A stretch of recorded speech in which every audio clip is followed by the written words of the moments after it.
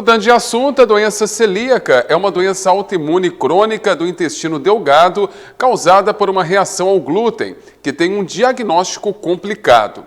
Mais da metade da população mundial sofre com a intolerância a algum tipo de alimento, principalmente ao glúten e à lactose. Mas a maioria descobre muito tarde, quando os sintomas já estão graves.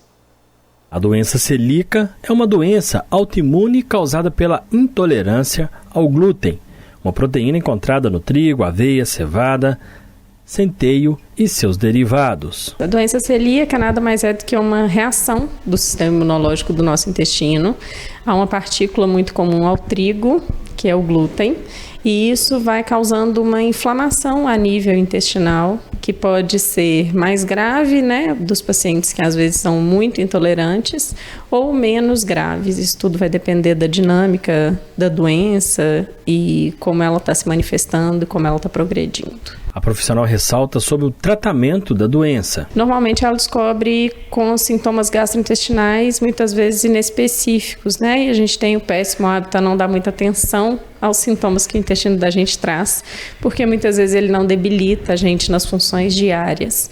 Mas a pessoa começa a notar uma certa distensão abdominal, às vezes dor ao comer, diarreia, que são sintomas muito comuns desse princípio da doença celíaca, e ela pode ir avançando com o tempo, gerando até uma síndrome desabsortiva, que é quando a pessoa já não consegue mais absorver nutrientes que a gente vai precisar no dia a dia. O tratamento é feito com a remoção do glúten, Esse glúten pode ser encontrado no trigo, centeio, cevada, aveia por contaminação, Muitas vezes na indústria que vai fazer o beneficiamento.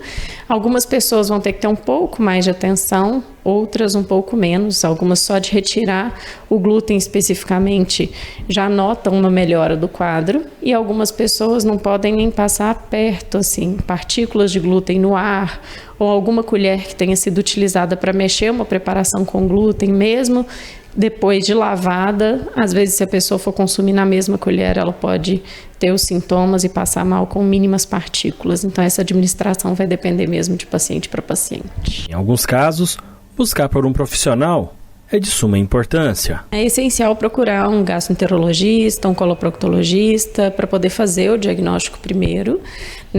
O diagnóstico da doença celíaca, ele depende de uma biópsia intestinal para que a gente consiga realmente fechar esse diagnóstico, e depois é essencial realmente um acompanhamento nutricional para a gente ir acompanhando como que está essa evolução, tratar esse intestino e ter um foco muito importante nessa saúde intestinal para que a gente consiga realmente fazer o melhor manejo possível da doença e que a gente não sofra com outras consequências relacionadas a essa má absorção que a doença celíaca pode gerar.